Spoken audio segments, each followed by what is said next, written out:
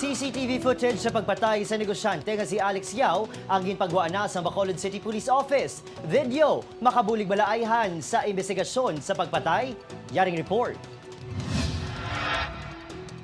Sa sininga video, makita nga yara sa sulod sang puting nga salakyan ang mag-asawa nga Yao.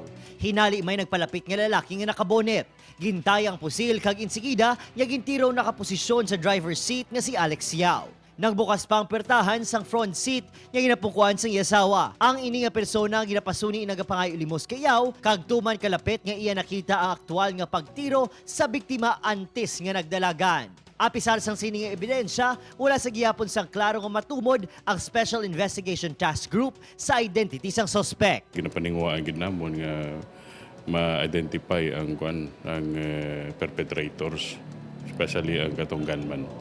So far, wala pa kami siling naka-establish pag isang motive niya sa iyan.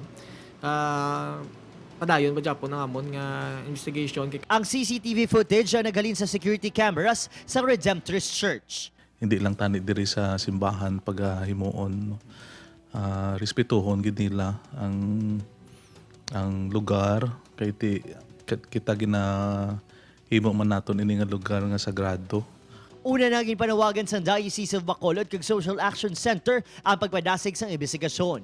Magluwas pa sa pagpasiguro nga ini isa ka isolated case kag wala kakulbaan ang mga tumuluo sang simbahan kung sa di natabo ang pagpatay. Wala kita gani nag-accuse siya if whether he is guilty or not. No, we believe in due process.